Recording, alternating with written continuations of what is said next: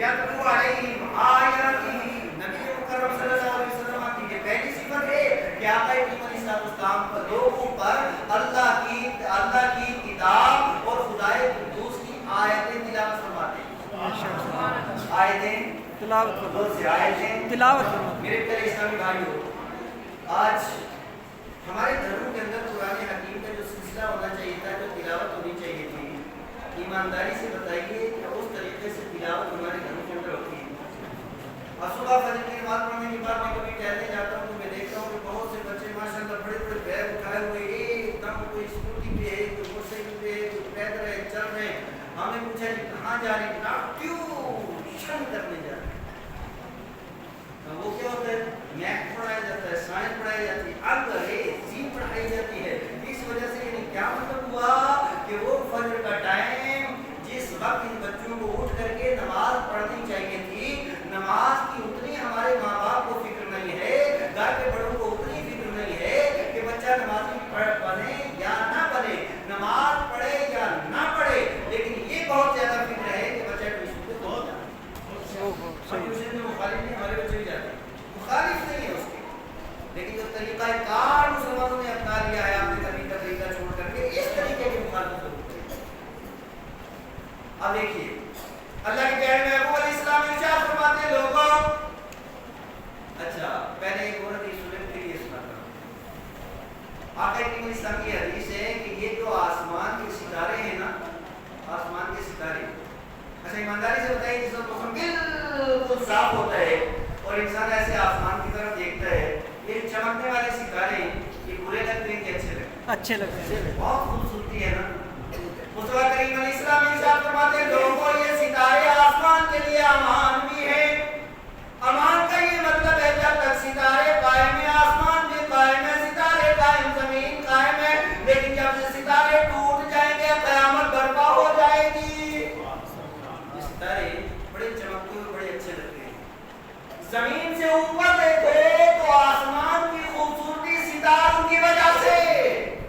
اور میرے مصطفیٰ کریم علیہ السلام ارشاد فرماتے ہیں، اور اس حدیث پاک میں امام جعفر سیوطی رحمۃ اللہ تعالی علیہ نے نقل کیا ہے کہ جس طرح آسمان سے جا کر کے بندہ زمین کی طرف دیکھے تو جس گھر میں قرآن پاک کی تلاوت ہوتی ہے وہ گھر جھونپڑی کیوں نہ ہو، وہ گھر بالکل چھوٹا سا کیوں نہ ہو، وہ مکان کچا کیوں نہ ہو، وہ بڑا محل نہ ہو، چھوٹا مکان کیوں نہ ہو، جس گھر کے اندر قرآن پاک کھلتا ہے اور قرآن کی تلاوت ہوتی ہے آسمان سے زمین پر جب دیکھو گے تو وہ گھر ایسا چمکتا ہے جیسے زمین سے آسمان کو دیکھو تو ستارہ چمکتا ہے، اور آسمان سے دیکھو تو وہ گھر اس طرح کا نورانی ہو جاتا ہے، ویسے چمکتا ہے.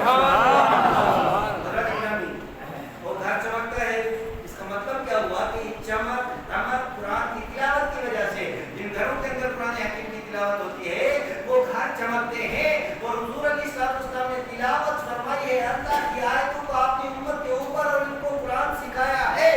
آج وہ معزز سے زمانے میں مسلمان ہو کر اور ہم خار ہوئے طالب قرآن ہو کر صرف ایک بات کہہ کر کے اپنی تصویر تو نہیں کر سکوں گا، ایک بات آپ کے ذہن کے اندر اتارنا چاہتا ہوں. آپ نے ایک عظیم اور جلیل نام سنا ہوگا حضرت سعد بن وقاص رضی اللہ تعالیٰ عنہ کا جو عشرہ مبشرہ میں سے. اب عشرہ مبشرہ کسے کہتے ہیں؟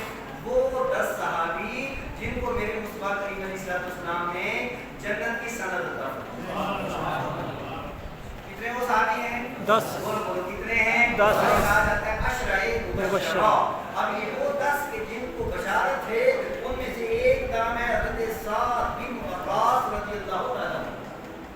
حضرت سعد بن وقاص حضرت عمر رضی اللہ تعالیٰ عنہ کے زمانے میں ایران کو فتح کرنے کے لیے چیلے اور فوجوں کے اس میں سالار تھے. اب آگے آئے وہ چلتے چلتے چلتے چلتے فوج ایک جگہ جا کے رک گئی.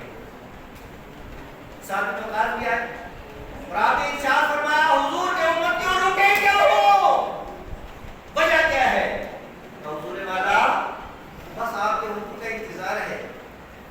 آگے کیا تھا؟ رکے اس لیے تھے کہ آگے دریائے دجلہ تھا، عظیم ترین دنیا کے بڑے دریاؤں میں سے ایک وہ دریا ہے. میرے سامنے دشمن ہے اور وہ ایران کے، اور ادھر بیچ میں دریائے دجلہ ہے، اور اس طرح مسلمانوں کی چند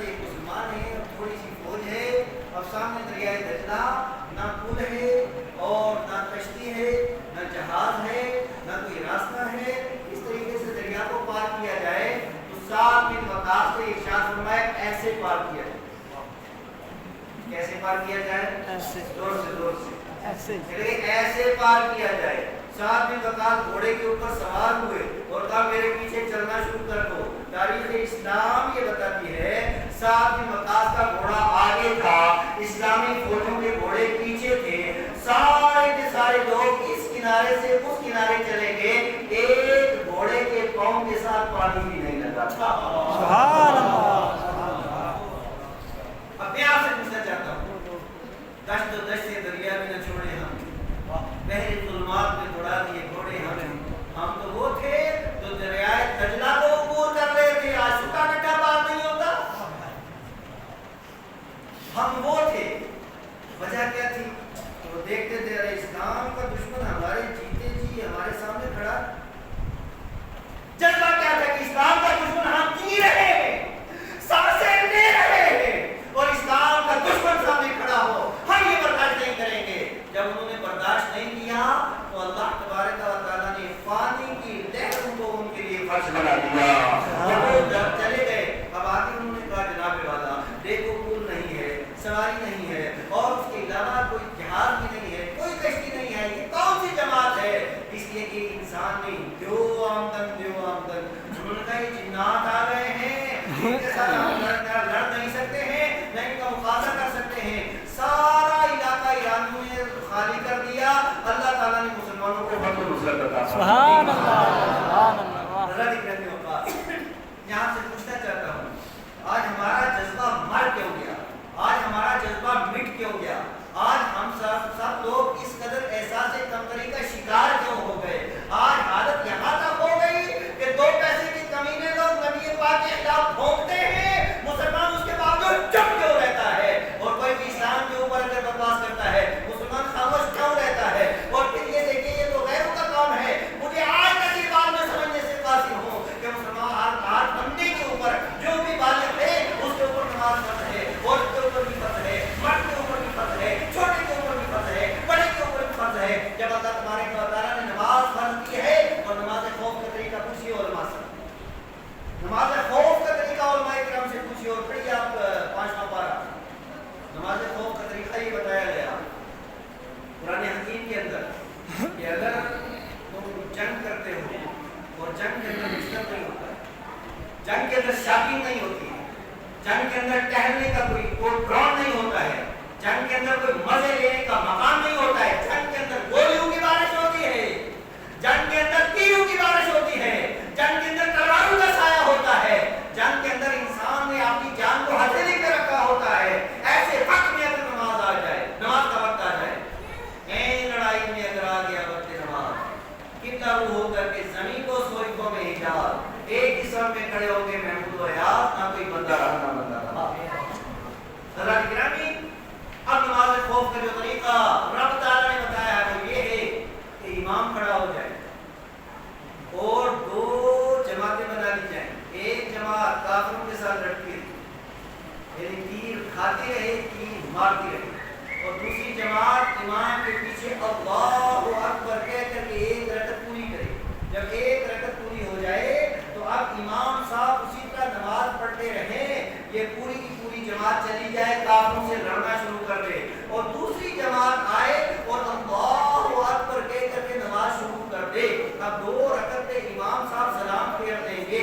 अब दो जब चले गए और इन्होंने एक रकअत पढ़ी, अब एक रकअत पढ़ लेने के बाद अब ये वापस चले जाएंगे, ये लड़ना शुरू कर देंगे, वो जमात वापस आएगी और वो बगैर इमाम के एक रकअत पूरी करेगी, और उस एक रकअत के अंदर एक रकअत बगैर इमाम के वो पूरी करेगी। फिर ये जमात चली जाएगी, ये लड़ना शुरू कर देगी, फिर वो जमात वापस आएगी, बगैर इमाम के वो रकअत पूरी करेगी। अगर वो मुसाफिर हैं, इस रकअत तरीके से दो रकअत नमाज पूरी करेंगे। मतलब क्या हुआ कि तीरों की बारिश हो, तलवारों का साया हो, गोलियों की आंधी हो, नमाज तक भी माफ नहीं, तब भी सजदा भी करना है। सुभान अल्लाह। बेशक बेशक।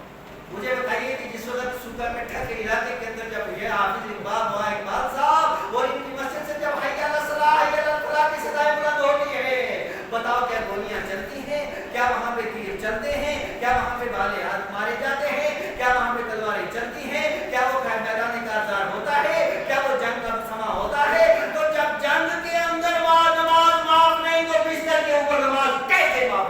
बेशक बेशक बेशक और बेशक फिर आज गपशप में चार साथी मिल जाते हैं, नमाज में लोग भूल जाते हैं, साथी मिल गया, दोस्त मिल गया, हर